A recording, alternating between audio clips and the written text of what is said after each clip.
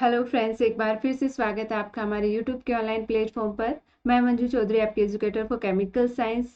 तो CSIR NET examinations, GATE examinations के अगर आप प्रिपरेशन कर रहे हैं तो JRF अड्डा ज्वाइन कर सकते हैं। इसी के साथ जैसे असिस्टेंट प्रोफेसर से रिलेवेंट तो आप JRF अड्डा पर जो आपका CSIR नेट का बैच ज्वाइन कर सकते हैं। रिलेवेंट सिलेबस आपको वहाँ पे प्रोवाइड करवाया जाएगा।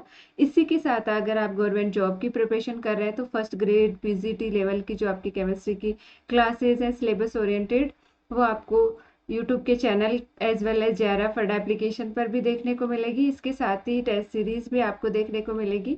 तो हम बात कर रहे हैं जूनियर केमिस्ट की, जो कि RPSC में आपके वैकेंसीज निकली है 13 वैकेंसीज। यूजुअली आपके एक दो वैकेंसी, एक दो सीट्स निकलती रहती है, बट इस बार काफ़ी अच्छी अपॉर्चुनिटी है। PhD डिपार्टमेंट में आपकी वैकेंसीज निकली है, जिसका जो हमने रिक्रूटमेंट का कवर किया था कि क्या इसमें सिलेबस है, क्या कब से आपके फॉर्म्स ओपन हैं एंड क्या एग्ज़ाम पैटर्न है। अब हम बात करते हैं डिटेल सिलेबस की बात करेंगे। इसके साथ ही बेस्ट बुक पूछते हैं, तो कुछ हिंदी मीडियम, मेजोरिटी में हिंदी मीडियम के स्टूडेंट्स हैं, वो पूछते रहते हैं कौन सी बुक हिंदी मीडियम में बेस्ट रहती है, इंग्लिश मीडियम में। हम सबकी चर्चा करेंगे। स्टडी मटेरियल क्या रहने वाला होगा, पेपर पैटर्न क्या होगा, उसकी डिटेल में जानकारी हम देखते हैं। तो सबसे पहले तो हम 11th-12th की बात करते हैं। 11th-12th से ही बेसिकली आपको इंग्लिश की टर्मिनोलॉजीज भी आनी चाहिए। जैसे BSc तक तो आपके पास हिंदी में मटेरियल अवेलेबल रहता है, बट MSc में हम बात करते हैं रेफरेंस बुक्स होती हैं, तो जो कि आपके इंग्लिश में ही प्रोवाइड करवाई जाती है। उनको जैसे हिंदी मीडियम में चेंज करना होता है तो वो एज गाइड बुक हम कह सकते हैं, जिसमें एरर्स की संभावना ज़्यादा रहती है। इसी तरह पेपर पैटर्न की अगर हम बात करें तो जैसे कि आपका पेपर आता है, उसमें आपको नोट में दिया हुआ होता है कि अगर हिंदी और इंग्लिश में जो किसी भी वर्जन में अगर मिस्टेक है क्वेश्चन में, तो जो इंग्लिश वर्जन वाला है उसी को कंसिडर किया जाएगा, उसी को वैलिड माना जाएगा। तो आपको इंग्लिश थोड़ी थोड़ी आनी चाहिए। केमिस्ट्री में इंग्लिश में कुछ टर्मिनोलॉजीज ही तो है, बाकी आपको समझाया तो हिंदी में जाता है। अब हम बात करते हैं जैसे कि PhD डिपार्टमेंट में आपके जूनियर केमिस्ट की जो वैकेंसी है वो निकली है, उसके लिए बात की जा रही है कौन सी बुक्स बेस्ट रहेंगी। सिलेबस की भी हम आगे चर्चा करेंगे विस्तार से, क्या क्या टॉपिक्स आपको देखने को मिलेंगे। PhD जूनियर केमिस्ट या फिर हम कह सकते हैं केमिस्ट लेवल की, तो इसमें क्या होता है, जैसे कि आपके पब्लिक हेल्थ इंजीनियरिंग डिपार्टमेंट होता है। तो इसमें क्या होता है, जैसे कि आपके जैसे वाटर सप्लाई होती है, अदर सप्लाईज होती है सिटीज़ में पाइपलाइंस के द्वारा, तो जो जूनियर केमिस्ट का क्या काम होता है कि इसमें जो केमिकल्स हैं वो HRDS या फिर ड्रिंकिंग वाटर्स में जो केमिकल्स हैं उनका अमाउंट एक अच्छी रेंज में है कि नहीं, उसका चेक करते हैं। इन्वेस्टिगेशन का काम होता है एंड इसमें इम्प्योरिटीज हैं तो उनकी टेस्टिंग का लैब का वर्क होता है केमिस्ट का। इस केमिकल्स की हम बात करते हैं। तो अब हम बात करते हैं इसमें सबसे पहले तो हिंदी मीडियम वाले स्टूडेंट्स की रहती है कि मैम हिंदी में कौन सी बुक्स बेस्ट रहने वाली है। तो इनिशियल जैसे कि इस तरह की वैकेंसीज आती है, तो उसमें मेजोरिटी में आपका जो सिलेबस है वो 11th-12th कवर करता है, 11th to 12th। आप NCERT को कंसिडर करने के लिए आपको हमेशा कहती हूँ NCERT आपके पास होनी चाहिए। जो NCERT के कॉन्सेप्ट है वो आपके क्लियर होने चाहिए। तो 11th-12th NCERT Hindi as well as English medium के साथ में ये जो आपका बेसिक नॉलेज है उसके लिए, क्योंकि इसमें क्वेश्चंस आपके बेसिक कॉन्सेप्ट से रिलेटेड क्वेश्चन पूछे जाते हैं, ज़्यादा एनालिटिकल में नहीं जाते। जैसे कि CSIR नेट एग्जामिनेशंस में पूछे जाते हैं असिस्टेंट प्रोफेसर में, तो उसमें थोड़ा लेवल अप रहता है, बट यहाँ पे बेसिक पे फोकस किया जाता है, जैसे कि MSc का क्राइटेरिया मांगा जाता है। इसके साथ ही 11th-12th की जो बुक आती है NCERT के अलावा, अगर आप बात करें मेजॉरिटी इंग्लिश मीडियम की जो बुक है उसको मैं कंसिडर करना चाहूँगी कंसेप्चुअल केमिस्ट्री की, जो कंसेप्चुअल केमिस्ट्री फाउंडेशन 11th-12th की फाउंडेशन बुक आती है, जो कि आपके पब्लिकेशन एस चंद पब्लिकेशन की बुक्स आती है 11th and 12th। अब ये हिंदी मीडियम में अवेलेबल हो तो भी आप इसे कंसिडर कर सकते हैं, बाकी इंग्लिश मीडियम में पर्सनल एक्सपीरियंस से मैं बता, ये काफ़ी अच्छी बुक रहने वाली है। इसमें कंसेप्ट को थोड़ा सा और हाईलाइट करके, एनसीईआरटी से ज़्यादा हाईलाइट करके बताया गया है, काफ़ी अच्छे से कंसेप्ट क्लियर किए गए हैं। तो ये है आपके एस चंद पब्लिकेशन की बुक आती है 11th-12th की, तो आप इसे भी कंसिडर कर सकते हैं। काफ़ी अच्छी बुक रहने वाली है, जिसके ऑथर का नाम है SK जैन के द्वारा है। तो 11th-12th की ये एक बीएससी लेवल की जो आपकी बुक्स होती है, उसके टॉपिक्स कवर करती है, और टॉपिक्स कवर करती है। अब इसमें बात करते हैं सिलेबस ओरिएंटेड बुक्स। अगर आप चाहें Hindi as well as English medium में, तो वो तो पॉसिबिलिटी नहीं होती। वो बनती है गाइड आपकी बनती है, जिसमें एरर्स की संभावना ज़्यादा रहती है। काफ़ी लोग, जैसे कि हम यहाँ पे reference books and topic wise study करते हैं। टॉपिक वाइज स्टडी के लिए आपके पास रेफरेंस बुक, सिर्फ सिंगल बुक से आप सिलेक्शन, रियलिटी की बात करें तो सिंगल बुक से आप सिलेक्शन नहीं ले सकते। एनसीईआरटी आपको 11th as well as 12th करनी होगी। बीएससी की हम बात कर सकते हैं। बीएससी में आपके पास हिंदी मीडियम की, जैसे कि हर स्टूडेंट की समझ अलग होती है सब्जेक्ट की, जो कॉन्सेप्ट वगैरह, तो इसमें पब्लिकेशंस आते हैं आपके। सीबीएच पब्लिकेशन हिंदी मीडियम के लिए बेस्ट रहेगा। इसमें सिंपल लैंग्वेज में दी जाती है, एंड एरर्स भी आपको कम देखने को मिलती है। पी भागचंदानी की भी बात की जाती है, जो कि इंग्लिश मीडियम में भी आपकी देखने को मिलती है। भागचंदानी, पी भागचंदानी। एंड एक आरबीडी पब्लिकेशन भी आता है। तो इनमें से जो आपको अच्छा लगे, या फिर आपने जो भी पब्लिकेशन बीएससी में कवर किया है उसको आप कंटिन्यू कर सकते हैं, वो ही बेस्ट बुक। सभी बुक्स बेस्ट है, हमें बस अपने टॉपिक्स डेप्थ में कवर करने हैं। एंड इसके साथ में आप टेस्ट सीरीज भी ज्वाइन कर सकते हैं। टेस्ट सीरीज मैटर को पढ़ने के साथ में जो आपके एग्जाम ओरिएंटेड पेपर्स कैसे बनते हैं, उससे ओरिएंटेड टेस्ट सीरीज आप JRF एप्लीकेशन पर ज्वाइन कर सकते हैं। एंड इसी के साथ में आगे हम बात करते हैं सिलेबस की। हमने बात की, तो टॉपिक वाइज आपको सिलेबस, जैसे कि सिलेबस की भी हम आगे बात करेंगे डिटेल में, क्या क्या टॉपिक्स होते हैं सिलेबस, जो कि इसका जो ओरिएंटेड, जिससे कि इसमें बताया गया है आपके 40 क्वेश्चन जीके के देखने को मिलेंगे, प्लस केमिस्ट्री आपको देखने को मिलेगी 110 क्वेश्चन केमिस्ट्री के। अब केमिस्ट्री में बीएससी लेवल एंड कुछ लेवल्स आपके, कुछ जो टेक्निक्स होती हैं वो एमएससी लेवल की भी आएंगी। तो जैसे जैसे टॉपिक्स आएंगे वहाँ पे हम और बात करेंगे। तो जैसे इसमें स्पेक्ट्रल एनालिसिस आता है, तो उसके लिए एच कोर अच्छी रहेगी।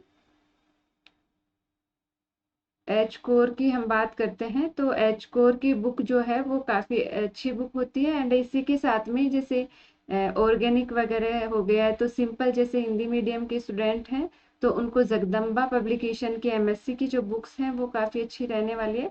बाकी जो आपके इंग्लिश मीडियम के लिए हम बात करें, पूरी शर्मा पठानिया हो गई, क्लेडन हो गई, ये बाकी बुक्स आती है। एंड कोऑर्डिनेशन की, इनऑर्गेनिक की अगर हम बात करें, तो इनऑर्गेनिक में अजय कुमार की जो बुक होती है वो इंग्लिश हिंदी मीडियम वालों के लिए, हिंदी में नहीं आती तो ये इंग्लिश में है, बट समझने की दृष्टि से काफ़ी अच्छी बुक ये रहती है अजय कुमार की बुक कोऑर्डिनेशन की, क्योंकि कोऑर्डिनेशन का मेजर पार्ट, बट आपके जो बीएससी की एंड इसके साथ ही हम कंसेप्चुअल केमिस्ट्री की जो एस चंद पब्लिकेशन की बात कर रहे हैं, तो उससे आपके कॉन्सेप्ट क्लियर हो जाएंगे। एंड इसी लेवल के आपके क्वेश्चंस पूछे जाते हैं। जूनियर केमिस्ट या इस तरह की केमिस्ट की वैकेंसी हो गई, एमएससी से रिलेवेंट वैकेंसीज होती है आरबीएससी की।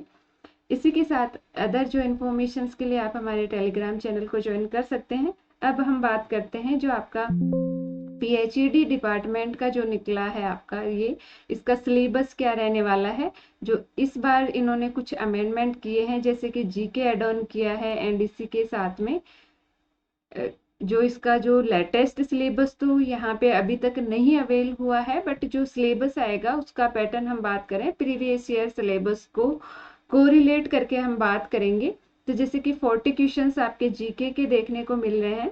तो इसमें जैसे आरपीएससी का ही ये है एक केमिस्ट का जो सिलेबस है, तो आपके जो राजस्थान का जीके रहने वाला है, history, culture, heritage of Rajasthan में ये जो आपके पर्टिकुलर टॉपिक्स पॉइंट्स हैं वो पूछे जाएंगे। उनमें से questions geography, natural resource, socio economic development of Rajasthan, mountains, plain, desert, ये सब पूछे जाएंगे। इकोनॉमिक ऑफ राजस्थान पूछी जाएगी, जिसमें major minerals, metallic, non metallic, power resource क्या है आपके, नॉन रिन्यूएबल एनर्जी, ये सब पूछे जाएंगे। इसके साथ ही current event and issue of Rajasthan and India, India और राजस्थान का जो करंट अफेयर्स है वहां से भी आपको 14 क्वेश्चन ही पूछे जाएंगे। जैसे कि आपके आरपीएससी का जो पैटर्न है एग्जाम पैटर्न का, तो वो सिलेबस को फॉलो करता है। तो यहाँ पे 40 क्वेश्चंस आपको इन जो 3 टॉपिक्स हैं, यूनिट्स हैं, उनमें कहीं से भी पूछे जाएंगे।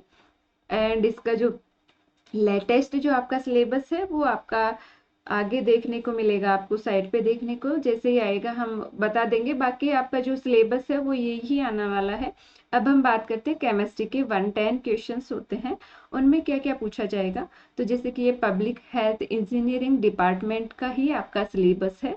तो इसमें आपकी जो केमिस्ट्री के जनरल टॉपिक्स, एटॉमिक स्ट्रक्चर जो कि 11-12 से, periodicity in the property of elements, chemical behaviour, ionic solid हो गया, ट्रांजिशन एलिमेंट्स हो गया, सॉलिड स्टेट, आयनिक सॉलिड में हम बात करें क्रिस्टल स्ट्रक्चर, ये आपके जो सॉलिड स्टेट हो गया या फिर इनऑर्गेनिक को मिला के फजाल्स रूल हो गया, हाइड्रोजन बॉन्डिंग, वंडरवॉल फोर्सेस हो गए, ट्रांजिशन एलिमेंट्स में आपके इलेक्ट्रॉनिक मींस डी ब्लॉक के एलिमेंट्स की हम बात करते हैं।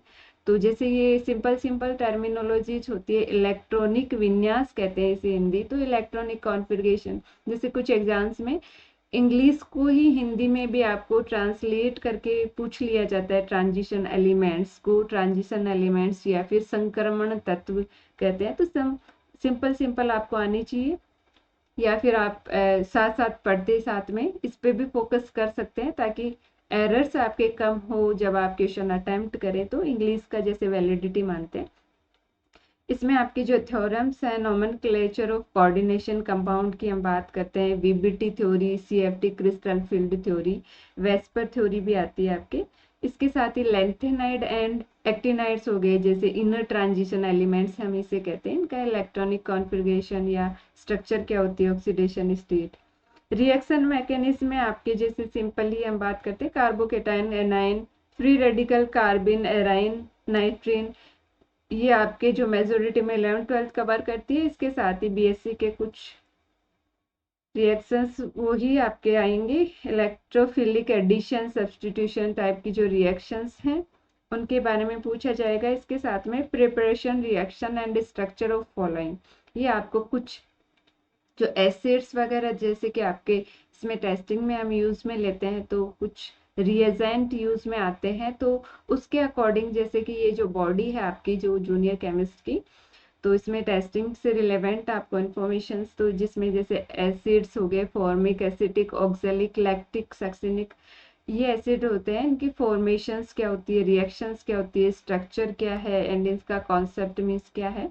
अल्कोहल, फिनॉल्स की पूछ लेते हैं, कार्बोहाइड्रेट्स या नाइट्रो कंपाउंड्स होते हैं, एमीन्स हो गए, हेट्रोसाइक्लिक जैसे कि आपके pyrrole, thiophene, furan, pyridine, quinoline, isoquinoline, ये टॉपिक्स आपको पॉइंट्स गिवन है, तो यहाँ से क्वेश्चन पूछे जाएंगे आपको।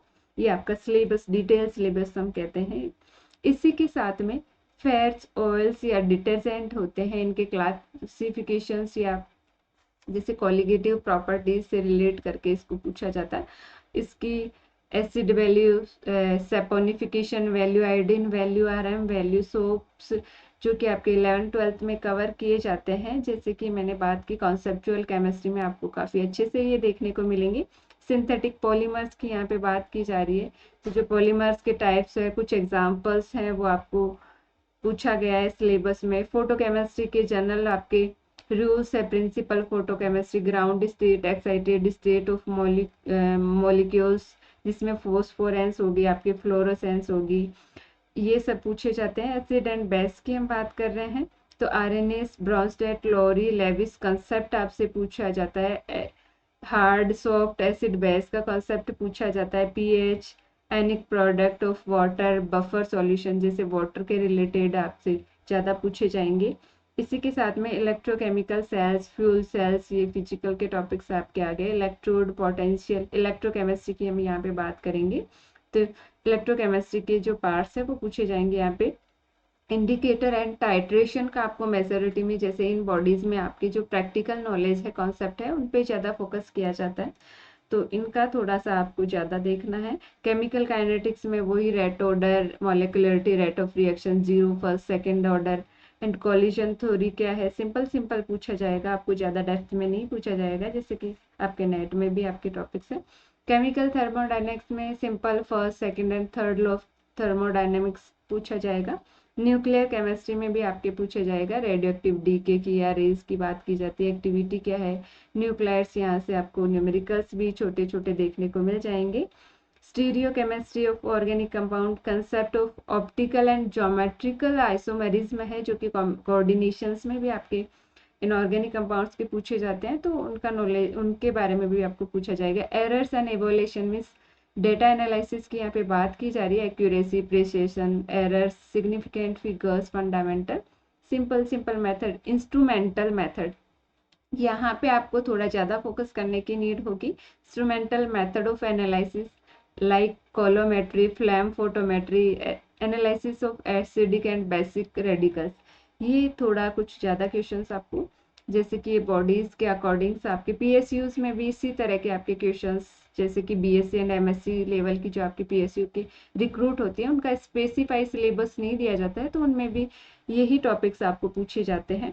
Chromatography, classification of chromatography method, application of paper, TLC, gas and HPLC की बेसिक आपको नॉलेज पूछी जाएगी। वाटर एनालिसिस के बारे में भी आपको पूछा जाएगा, बॉडीज के बारे में, जैसे केमिकल एनालिसिस करते हैं, तो हेल्थ, पब्लिक हेल्थ में हम जो ड्रिंकिंग वाटर है उसकी टेस्टिंग करते हैं, उसमें चेक करते हैं सीओडी बीओडी का जो, या मेजरमेंट हम करते हैं पीएफ, ड्रिंकिंग जो आपका वाटर होता है उसका, DO, COD and BOD. Water pollutant क्या होते हैं, उनके क्लासिफिकेशंस एंड हेल्थ पे क्या इफेक्ट करते हैं, तो यहाँ से आपको जो क्वेश्चंस हैं, जैसे कि एरर्स हो गया, क्रोमेटोग्राफी, वाटर एनालिसिस, यहाँ पे आपको ज़्यादा फोकस, इसके साथ में जनरल ये टॉपिक आपका इस बार रिमूव भी हो सकता है या रह भी सकता है, इसके साथ में आपका जो ग्रीन केमिस्ट्री का जो टॉपिक है वो भी एड ऑन हो सकता है, तो इसमें माइनर आपके अमेंडमेंट होंगे, बाकी आपका सिलेबस यही रहने वाला है। 110 क्वेश्चंस आपके केमिस्ट्री को देखने को मिलेंगे, तो इसके लिए जो आप अपनी प्रिपरेशन स्टार्ट कर सकते हैं, एंड जैसे आरपीएस की अदर एग्जाम से रिलेटेड ही आपके मोस्ट ऑफ टॉपिक रहते हैं, जैसे फर्स्ट ग्रेड की आपकी एग्जाम है, सेकंड ग्रेड की एग्जाम है, इन एग्जाम्स में भी आपके ये टॉपिक्स हैं, तो आपको अलग से और कोई ज़्यादा चीज़ें नहीं पढ़नी, अगर आप टीचिंग की तैयारी कर रहे हैं तो यहाँ से कर सकते हैं। अदर क्वेरीज के लिए आप हमें मैसेज के द्वारा बता सकते हैं, इसी तरह की इन्फॉर्मेशन के लिए आप हमें ज्वाइन कर सकते हैं, एंड मिलते हैं नई इन्फॉर्मेशन नई वीडियो के साथ में, तब तक के लिए टेक केयर, बाय बाय।